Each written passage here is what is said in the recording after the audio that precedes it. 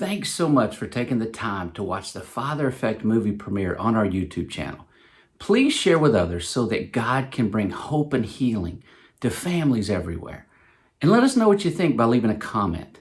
I greatly appreciate you, and I pray God moves in you, encourages you, and inspires you as you watch the movie. Thanks again. The Perfect Father Ministries, Inc. is a registered 501c3 nonprofit. For more information about the Father Effect movie and book, and to give a tax-deductible gift to help us get more movies and books into prisons, please visit us at thefathereffect.com.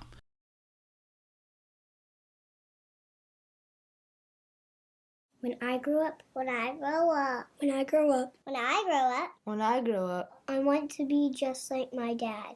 I want to be just like my dad. I want to be just like my dad. I want to marry a man just like my dad. I want to be just like my dad. When I grow up, I'll be just like my dad. When I grow up, I want to be angry, absent, a drug addict, an alcoholic, physically and verbally abusive, a workaholic, controlling, selfish, unfaithful to my wife, just like my dad. When I grow up, I want to abandon my son, just like my dad. When I grow up, I want to abandon my daughter, just like my dad. When I grow up, I want to be just like my dad. When I grow up, I want to be just like my dad. Just like my dad. Just like my dad. Just like my dad. Just like my dad. My name is John Finch, and this is my story. This isn't just my story, but it is the story of millions in the past and in the present. Our goal in making this film is to help change the story for those living today and for the generations of those yet to come. If someone would have told me a few years ago that I would be the dad and husband I am today, I would have said that's impossible and my life would never change. It's amazing how God steps into our lives, makes the impossible possible, and changes us in ways we can never imagine.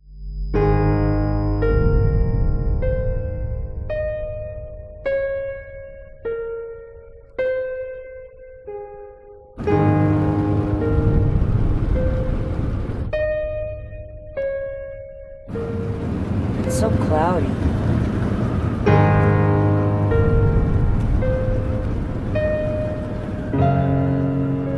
I was never prepared to be a father.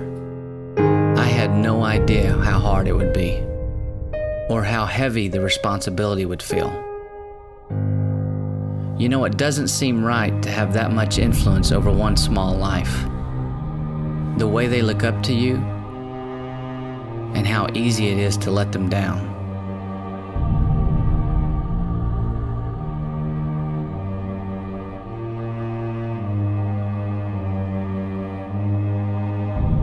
Maybe if my dad had been there, it would have been easier.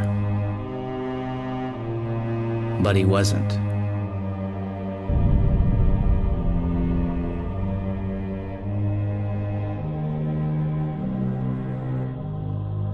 I grew up most of my life without a father. I can remember his face, but I can't remember a life with him. The last time I saw him, it was on a school day. He was always gone in the mornings, but for some reason he was able to drop me off that day. He even gave me a kiss.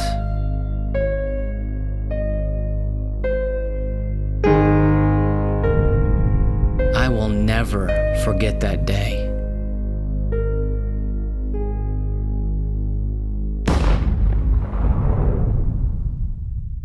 It was so cloudy.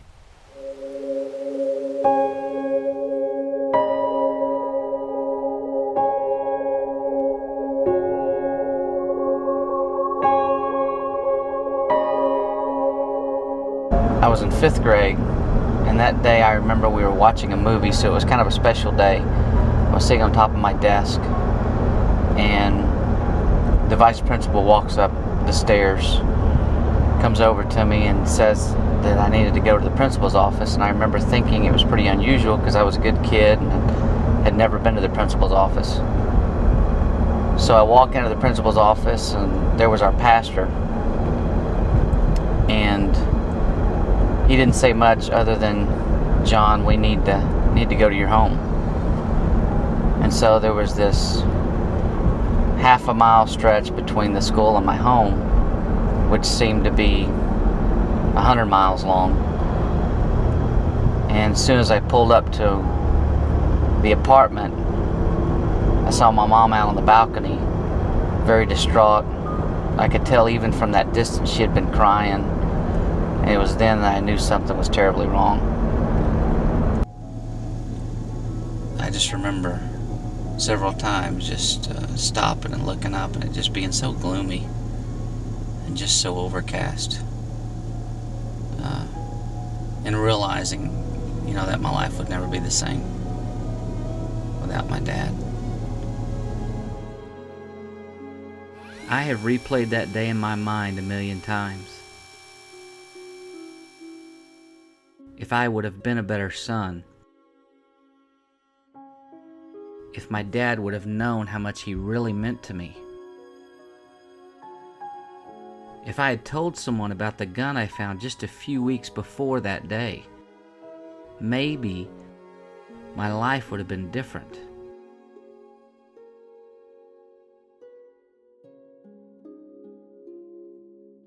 After my dad died, I was lost, bitter, confused, and fearful.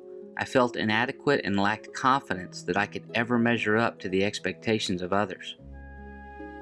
Because of my dad's decision to take his own life, I struggled with guilt that it was something I had done, shame because I thought most people were whispering, "There's the boy whose dad killed himself," and I struggled with anger and rejection because my dad chose to leave me. Just a few years ago, my mom was telling me about a conversation we had right after my dad died. She said that she told me I could ask her anything about my father, and she would tell me the truth. She said I responded, "I don't want to know anything about my dad." Seeing friends with their dads really made me feel like I was missing out on something that I should have had. I felt abandoned and deeply betrayed. For many years after my dad died, I had a dream that I saw my dad out somewhere at a grocery store or a gas station, and that he wasn't dead. I think it was just that longing deep down that all this stuff that had happened with my father wasn't true, that he had not really died, that he had not killed himself, that he hadn't committed suicide and left me and my mom and brothers to live on our own. My mom was the most amazing and loving mom anyone could ever ask for. But as much as she wanted and tried to be a father, she could not. She simply didn't know how and didn't have the tools to be a dad. No boy ever knows he's a man until a father tells him.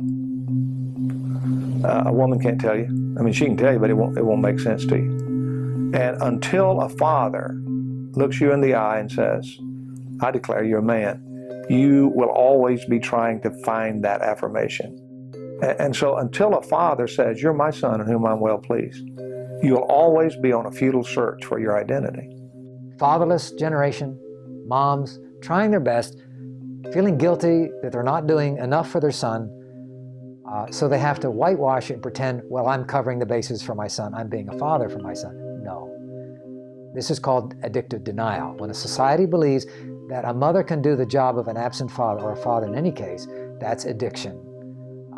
And if we don't face up to the truth and say, no woman can bring a boy into manhood, no matter how kind, religious, Christian, gentle, cheerful, brave, clean, and reverent, no woman can bring a boy into manhood. Until we face that, we're not going to face our wound. One of the greatest things that we can tell single moms especially, or moms where the dad's kind of checked out, physically present, but in every other way absent, is you don't have to be dad. You can't be dad. Okay, you get to be mom, right? That little boy or that little girl needs the father influence, and that can come from uncles, in coaches and teachers and pastors and mentors and youth leaders. Like, you can find the kind of male influence that you need, but to put that pressure on mom, right, is a crushing load. It's enough to be mom. Like, mom is a full-time job. Mom is all she's got. And if she feels like she's got to be both mom and dad, I mean, it just becomes brittle. It's exhausting. It can't be done, right? And so the first big kind of relief is you don't have to. You don't have to be mom and dad. As I entered high school, I became more bitter and angry, understanding just how much I needed my dad's advice about school, girls, sports, and many other things. As a result, I started drinking to escape, a habit that would prove to be an issue for most of my adult life. I was suffering from a hurt so deeply rooted in me that I needed something to help me cover up the pain and fill the void.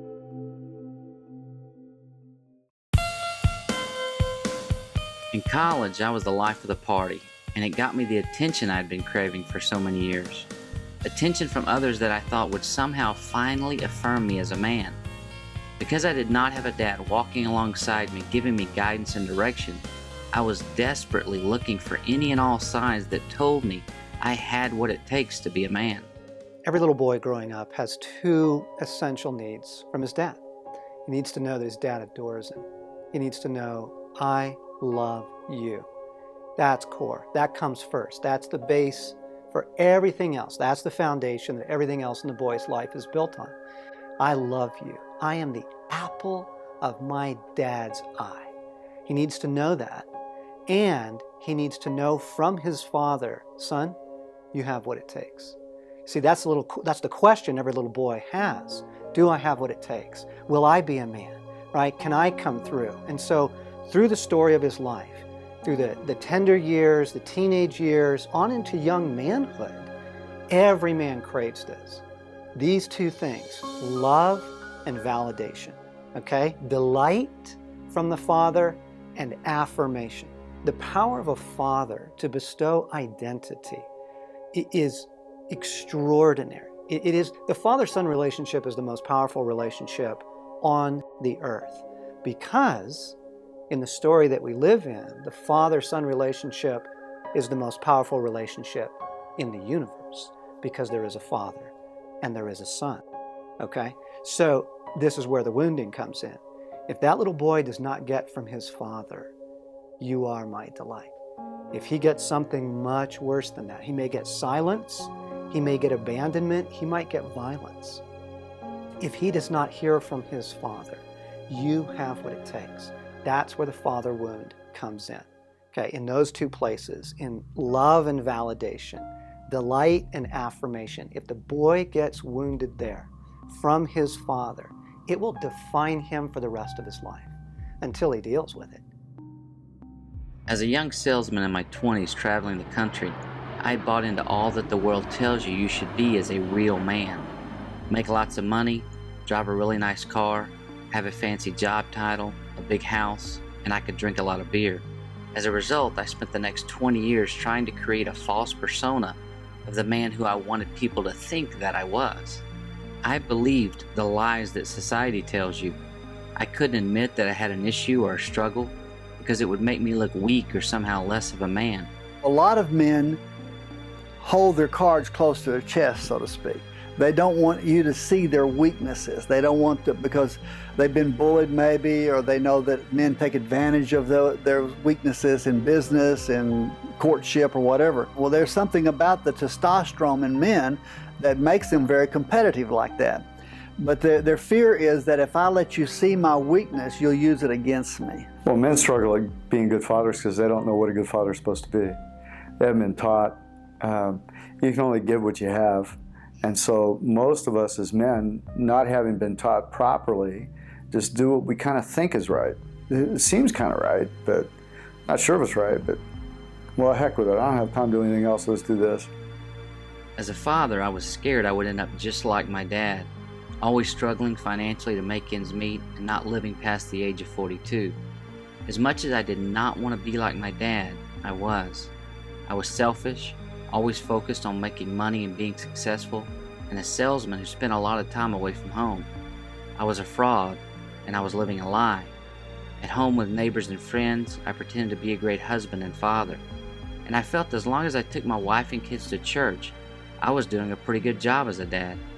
Because I grew up in church, I knew how to play the game and just what to say, convincing people that I was a good Christian who read his Bible every day. I am not the man that they think I am. That's the first thought that comes into these men. I am not who they think I am. But I'm afraid for them to find out. So because I'm afraid for them to find out the real person, I'm going to control my relationships, and I'm never going to really be vulnerable and transparent. So we learn to live with this goofy church mask on, pretending that everything is okay, when we know it's not. But we can't imagine us really telling the truth, because then we would be exposed, so we start posing. I think that's the culture that most of us find ourselves in the local church. The safest place to fail should be the local church. The safest place to be truthful should be the local church. When in fact, it's the most dangerous place to fail in most cases, and it's the most dangerous place to tell the truth, because the penalty for telling the truth in most churches is you get ostracized. You get labels put on you. So you're 50 years old and you're struggling with porn? What the heck? What are you doing? What's happening? You can't kick this? So instead of me being transparent with someone and asking for help, I just go deeper, I push it deeper, I push it deeper, and I put on more and more complex church mask. You got to understand the dynamic of posing in order to understand the dynamic of men and the fellowship of men and men's friendships, whether it's the bar scene or it's the men's retreat at church, okay? Same dynamic, right? Guys primarily are faking it, okay? Scared to death to be known, because what do they think is going to happen? Exactly what happened before with Dad, right? Criticism, ridicule, violence, rejection, abandonment. We are just terrified that if you really see me, you're going to laugh, you're going to leave, right? You're going to be appalled. And so guys are like, I'm going to fake it, So if you're a funny guy, you kind of play the funny guy, or if you're the serious spiritual guy, you just kind of play the serious spiritual guy, and you don't get anything like real brotherhood. You don't get anything like genuine fellowship while all this posing is going on. Someone once said, if you want to learn faith, do something you can't do.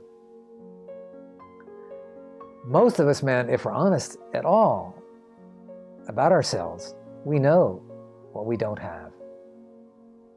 That's why we try so hard to prove we got it, because we don't have it. And when it comes to fathering, our hard drive is deficient.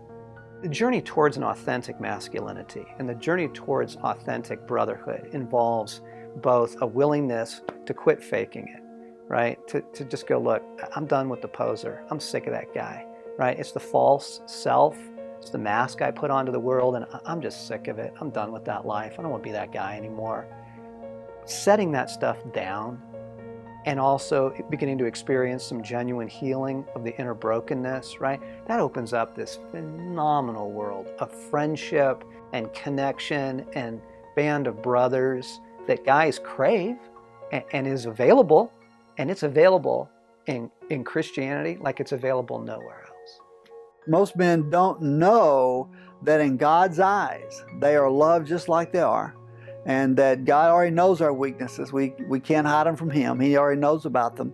But that when we surrender to Him and openly open up our weaknesses before Him and other men, that the Holy Spirit comes in and really does a marvelous work in bonding our hearts together with one another. At age 41, I was providing a great life for my family financially, which is what I believed was my only responsibility as a dad. Money becomes an idol, becomes a symbol of success. It's not a measure of success. So that's something men can do with or without God. They can make money. And in our society, if you make money, it proves to some that you are successful, significant, all that kind of stuff. The problem with, as every rich man will tell you, you never get enough, and it never satisfies that need for significance. I spent thousands of dollars at restaurants I never dreamed I would be going to as a kid who grew up in government-assisted housing. I had created a pretty chaotic life for myself, but in my mind, I had finally reached the pinnacle of success. Most of my life, I lived with the feeling that I had to prove to a world that didn't even know it needed proof, and to my dad, who had been dead for many years, that I could make it on my own. Misguided, inadequate, and unprepared as a man, husband, and father, I struggled at all the things that should have mattered most, but they didn't. But the things that are important to them as dads in parenting aren't important to their kids. Because when I ask kids to tell me about their dads, they never tell me what their dads do for a job. They never tell me, what kind of a house they live in. They tell me if their dad yells at them or not. They tell me if their dad laughs. They tell me if their dad's fun to be with. They tell me stories about things they did with their dads. They tell me about living life next to their dads. That's the big stuff to our kids. And once dads get tuned into that, then they're going to really be unafraid of in their parenting. And that's my hope and prayer for every dad out there and for our country, really.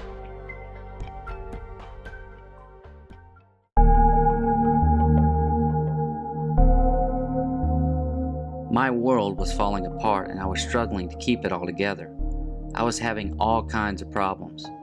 I was a social alcoholic, spending hours drunk in bars in different cities 2 and 3 nights a week. My relationship with my wife and kids was suffering deeply because I was gone all the time. And even when I was home, I wasn't really there. I was having health issues and I was afraid of losing my job. It was the darkest day of my life. I was scared and convinced I was all alone and that I was the only one who had issues. There was a conversation I had had with a friend of mine just a few years earlier that I had thought about often and always remembered. We were playing golf and I was sharing with him some of the struggles and trials I was going through at the time. At one point he turned to me and said, "You grew up without a father, didn't you?" And I said, "Yes." And I went on to give him this great 10-minute explanation about how incredible my mom is. As soon as I finished, he turned to me and said, "But was she a dad?" It was at that point that I really began to understand the significant and lifelong impact of growing up without my father. My friend went on to explain the idea of a father wound. He said that many people are wounded by their dads because of their dad's words or actions. Knowing that your dad is there for you and that he will never leave you and never forsake you, right, establishes a confidence, again, in a boy's heart that he's able to move into a man's world. If that gets wounded, he is going to fear rejection and abandonment for the rest of his life. And so, in very severe cases, you get, emotional attachment disorders, right? And they can't commit to a relationship and they can't experience love and like deep withdrawal, deep hiding. In less severe, you'll just get guys who are fairly checked out, don't want to commit to a relationship, don't really want to invest in friendships with men, and you go, why do men isolate?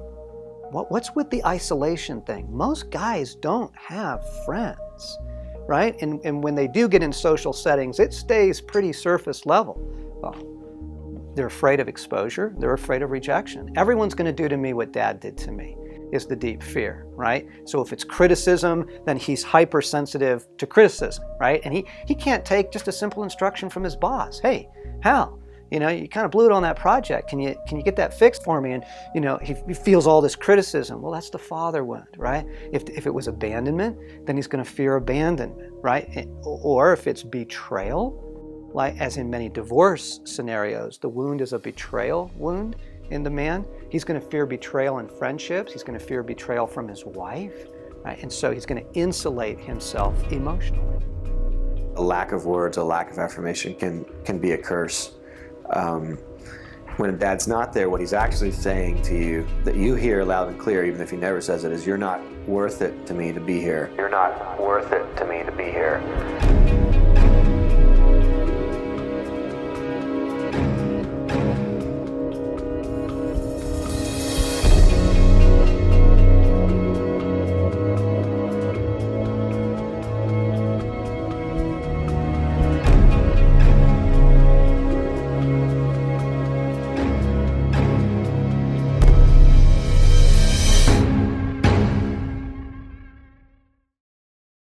Because my dad chose to abandon me, I was very bitter, angry, and resentful, and it was impacting every aspect of my life.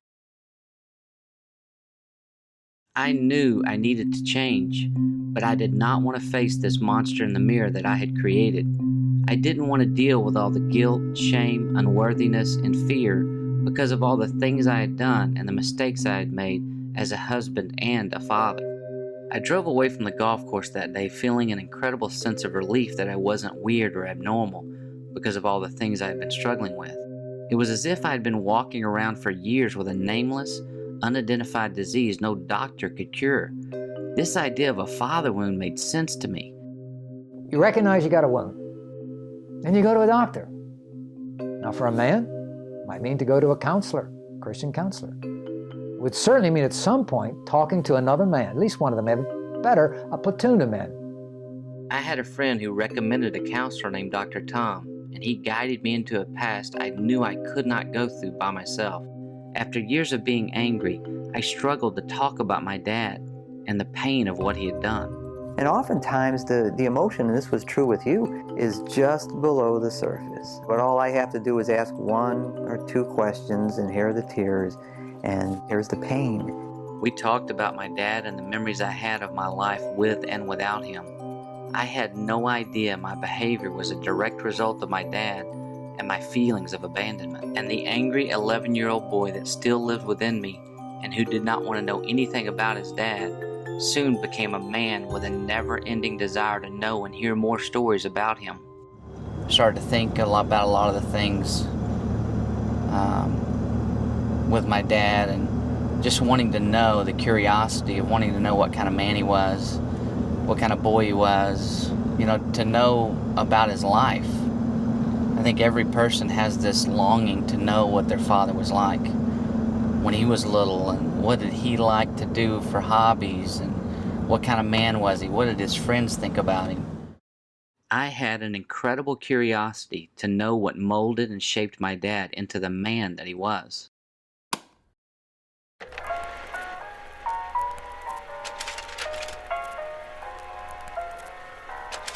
My dad grew up in Millington, Tennessee.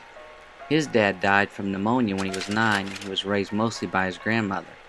His mom worked during the day as a telephone operator and spent most nights going out. She married a total of 5 times, giving my dad little stability and a father figure. As a boy, he lived right down the street from my mom's family and became best friends with her younger brother. As a young teenager, his mom married her 5th husband, who moved the family to Louisiana. My dad then faced head-on the reality that his mom cared more about men than him. Abandoning him at the age of 16 in New Orleans to live on his own, his mom left with her new husband, who drove an 18-wheeler. Determined to make it on his own, he lived by himself over a bowling alley where he worked at night. He would get up early every morning before school to hunt for scrap metal that he would sell in order to have lunch money that day. After high school, with the support and encouragement of his coach, he received a football scholarship to Arkansas A&M, which was just a few hours' drive from his hometown in Millington.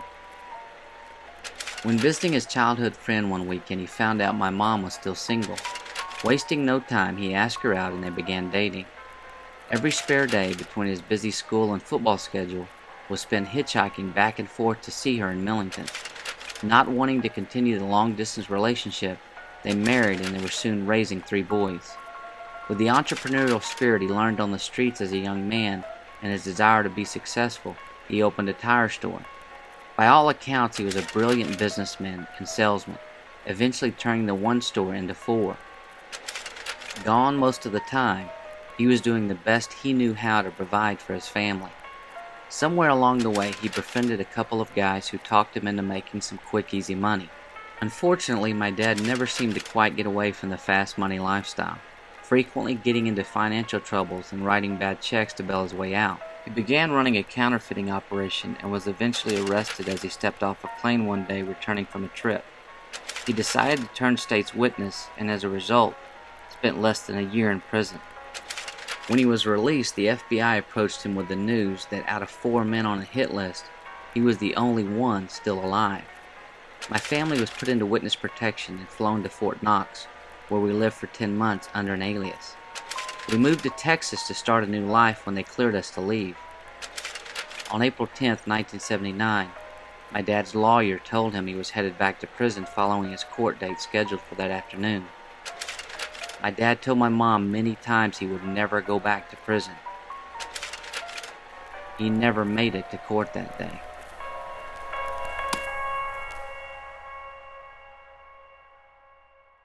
For 30 years, I had thought I was the only one who struggled with this issue and that I was all alone. As I began to share my story and hear the stories of many others, I soon realized that there are millions of people who suffer from a father wound, and it was an epidemic that was much bigger than I ever imagined.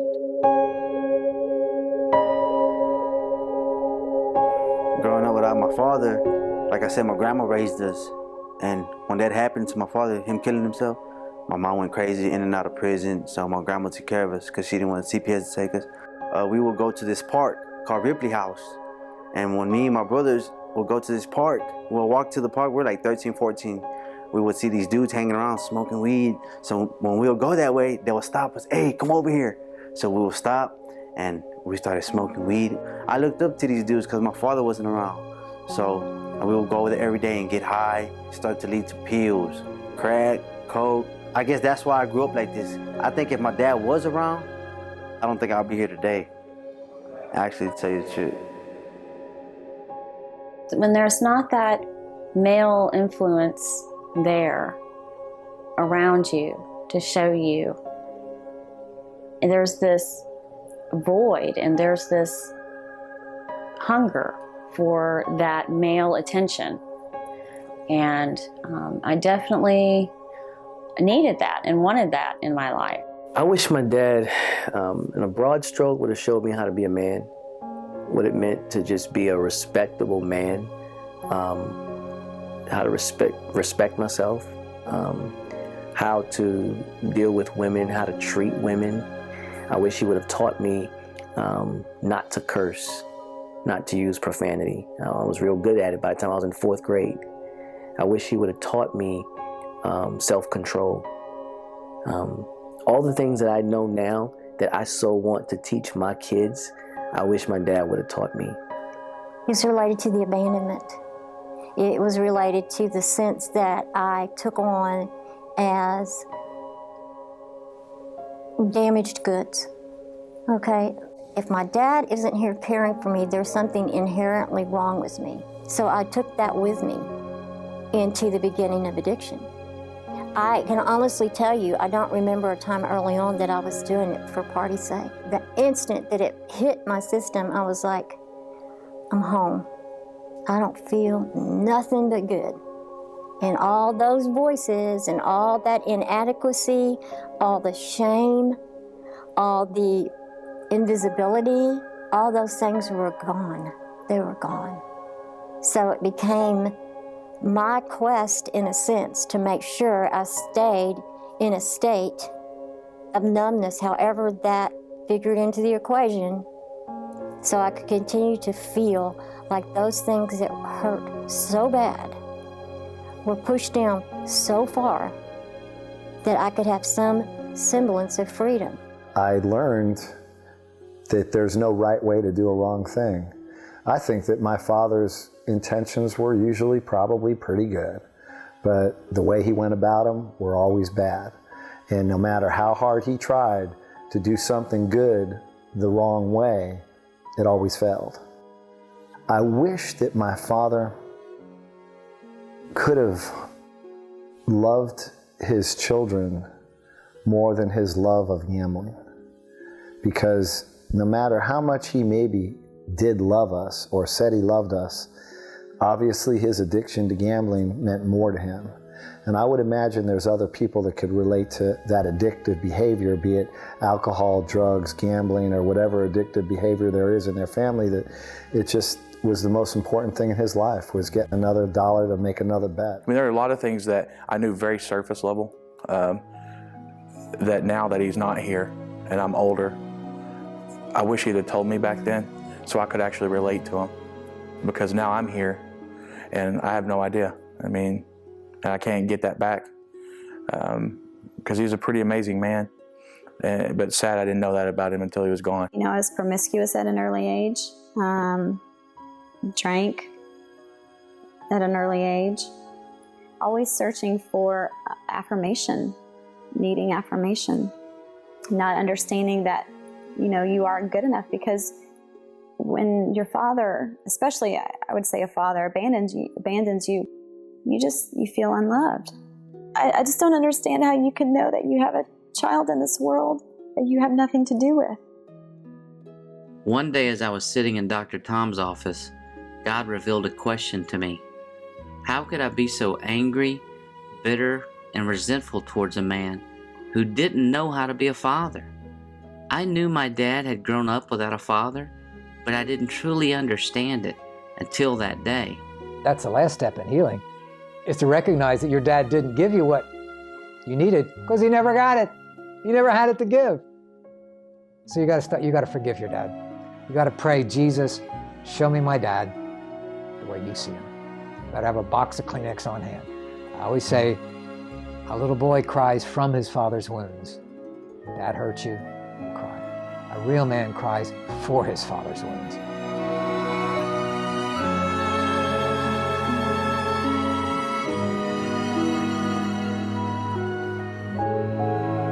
As I began to hear more stories about his life and the way he grew up, I found forgiveness for my dad. I remember getting a call from the VA hospital. I was friends with one of the nurses there, and I said, just, let me know what's going on at all times. And she called me and she said, you better get down here. I don't think you're gonna have another chance to say goodbye to your dad. So I immediately hustled down. And I get to the hospital bed and my dad is completely passed out. And I grabbed his hand. I knew I needed to say it then, and I couldn't even repeat the words that I said. I just know that it was full of love and forgiveness and wishing him the best. And when I turned around, the nurse had walked into the room while I was talking to my dad, and she was just full of tears. And she said, I just didn't want to interrupt you to tell you that he passed away an hour earlier. I said, you know what? I didn't do that for him. I did that for me. And I did. It was important for me to truly forgive him in my heart. It's the best thing I've ever done. I would want to say it face to face and hug him and say, man, I love you. No matter what, I love you. And I don't blame you. You don't owe me anything. Maybe that more so than I love you, because I tell him I love you. Maybe just letting him know you don't owe me anything. I've healed. God has delivered me.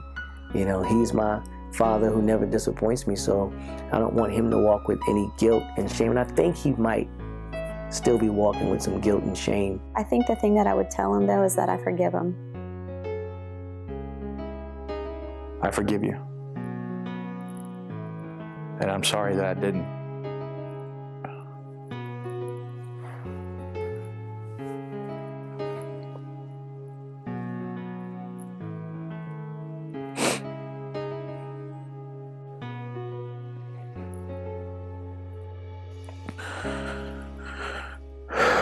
I'm sorry I didn't when you were here.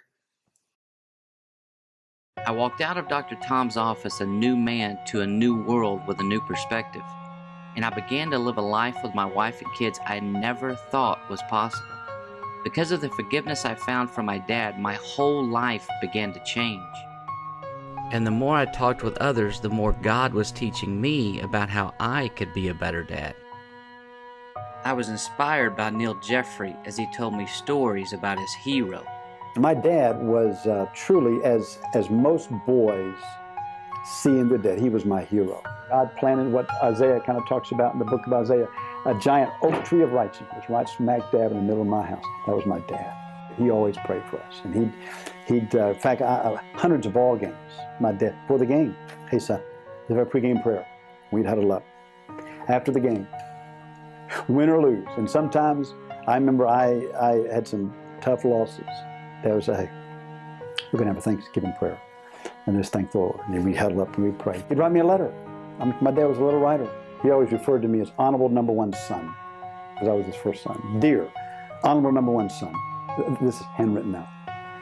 Just wanted you to know I mentioned your name to the Father this morning. Love, Daddy. He loved us. And in the tough times of life, he just he spoke truth into us. And he just, by his life, we just saw, this is how a man does life. How does a man love a woman? Well, every boy needs to know that. I know how it ought to be done because I had a man who did it, and I watched him do it. I watched him love my mom. And I realized, you know what? I want to be like my dad, who did life well. His marriage was good. Wasn't perfect, but it was a good, strong marriage, and he loved my mom, honored my mom until the day he died, raised us kids. And you know what? I realized that's who I want to be, is how I want to live my life. And it makes me realize every day I want to live my life in such a way as a dad that when my son passes my life, I pray he sees something in me he wants to be just like his dad. Well, my girls have been raised in such a way by me, have seen me treat their mom in such a way that those girls feel like, you know what, I'm not going to settle for any man unless he's like my dad and treats me the way I've seen my dad treat my mom.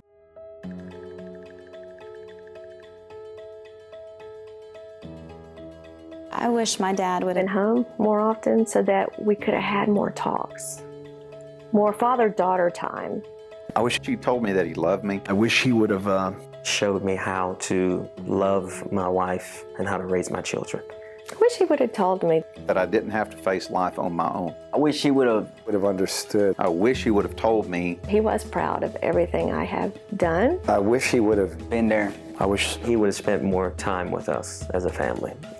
Instead of him being passionately in pursuit of his desire to be successful. I wish my dad would have told me If I didn't accomplish something or another, that he was proud that I tried, that I got out there and tried. I wish he told me how to be a father. I wish he would have thought harder for my mom. I wish he would have said, I love you, and you're important. And I just wish he could have gotten it. I wish my dad, in a broad stroke, would have showed me that I was somebody and showed me how to fend for myself, you know, without me having to go do it on my own. I wish my dad would have taught me what to look for in a husband.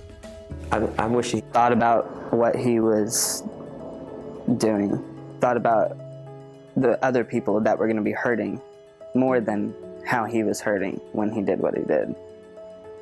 Thinking about how it was going to affect my life and my mom's life and how much it might possibly hurt us. I always wish that he would have shown me transparency and just, sensitivity. I wish I had that father that would ask his daughter, what do you need from me? What can I do for you? I wish he would have taught me that I was important. I wish he would love my mom differently. I wish he would have told me that you don't have all the answers all the time. I wish he would have just showed up. I mean, just been a part of my life. I wish that he cared, showed me love. I wish he taught me how to appreciate other people, how to manage money. I wish he told me that I was important, that I was special or precious, or that I mattered. I wish he would have not dwelled on his sin and just understood that God forgives and moved forward. I wish my dad would have told me I have what it takes. I wish that when, the man came to pick me up for a date at 16 years old, or the boy, I should say, that my father was at the door with a shotgun going, you better not mess with my daughter, or I'm going to mess with you. I wish I had that. I had nobody there protecting me.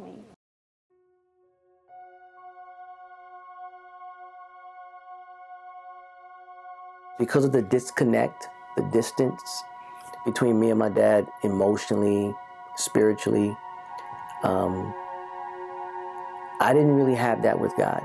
I didn't even know it was possible. So whenever the word father was spoken, my mind would go right to my father.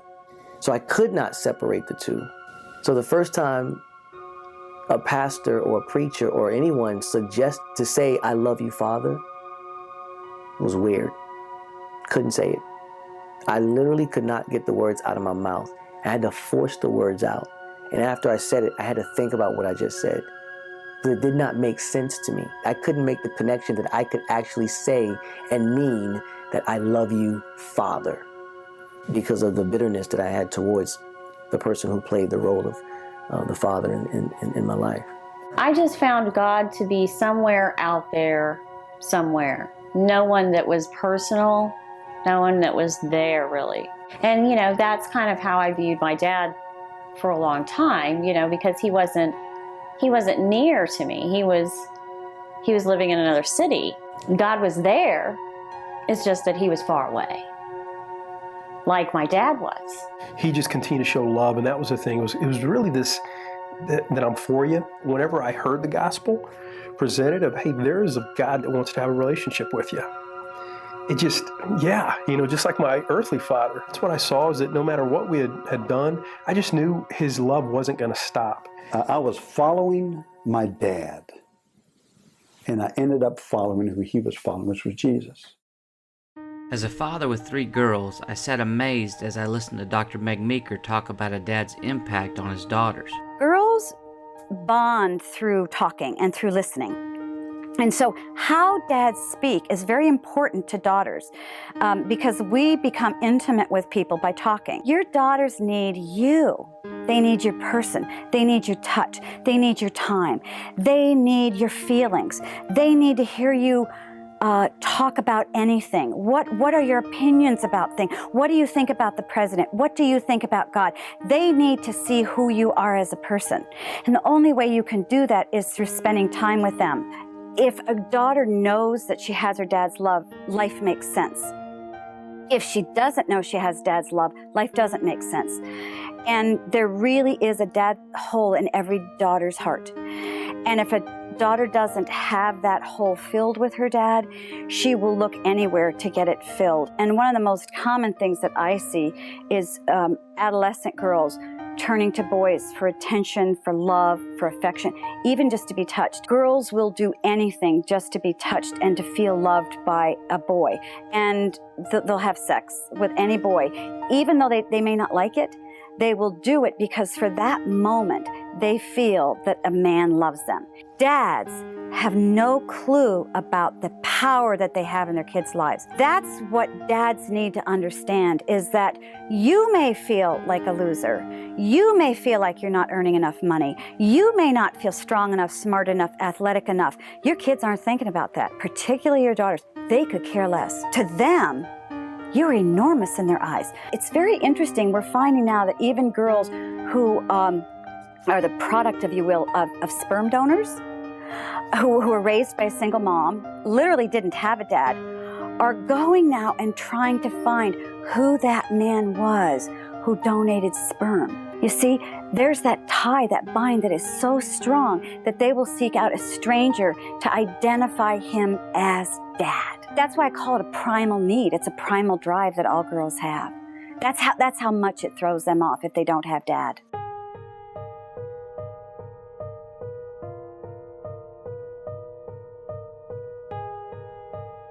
I've been married 4 times. I think you don't trust them. And so it goes back to you trying to do everything you think you should do to keep them, not being yourself even, becoming someone else to keep them so you don't lose that love. I kind of went towards a father figure. I was looking for a dad that would pay attention to me. I was looking so hard for security, for somebody to love me and not leave me. They're going to leave me. I'm not worthy to be with a man. They don't care about me enough to stay around. I used sex to get love.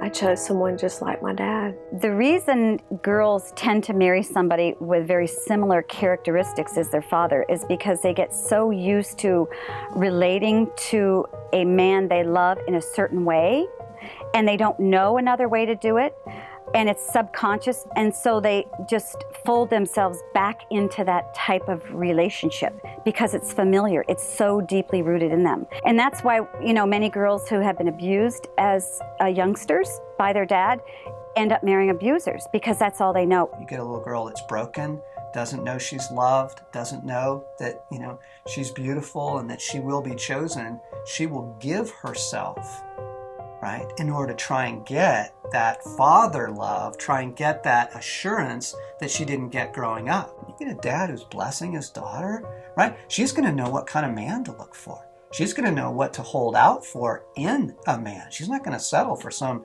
broken poser, right? She's going to wait for a good man who's going to love her well. Recognizing and coming to terms with my own father wound also made me think about how I had wounded my own children. I knew I couldn't do anything about the past, but I could do something about the present and the future.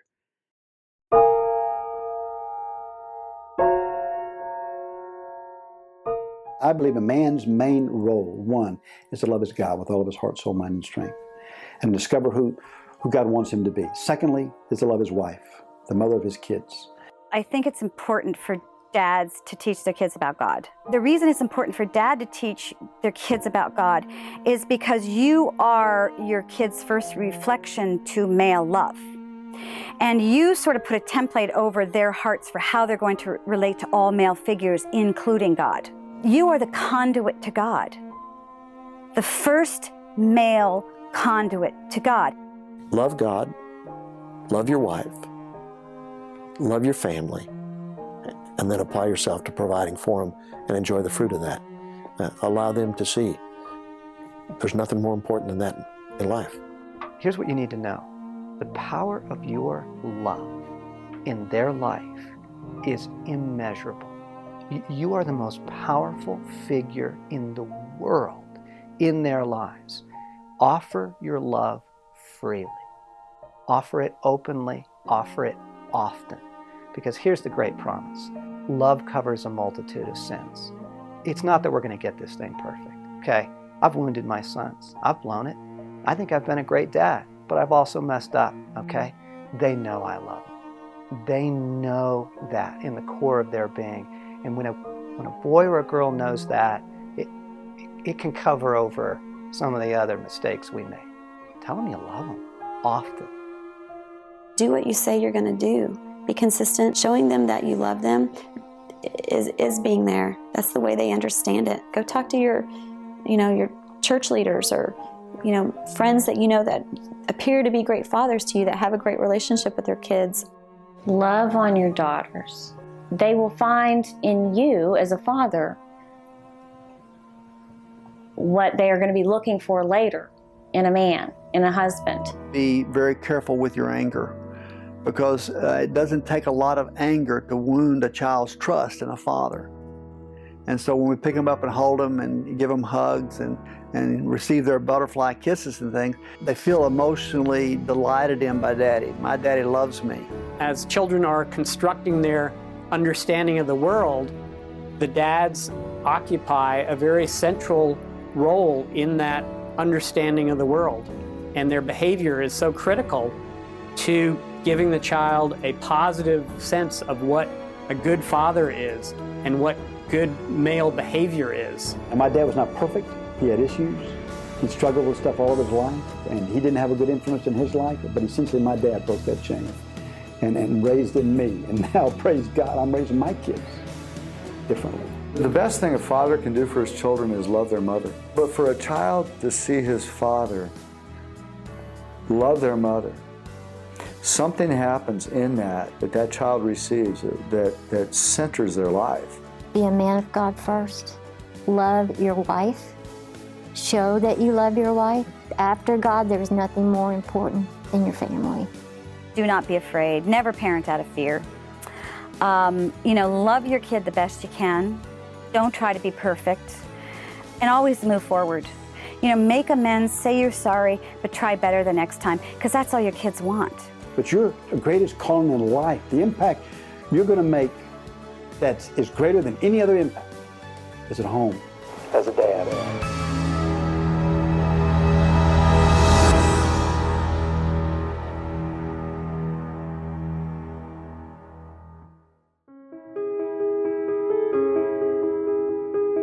I have heard it said that a father can impact hundreds of generations of those who come after him. I still make mistakes, but I believe that now I make less of them because I walk in daily awareness of my words and actions and how they impact my children.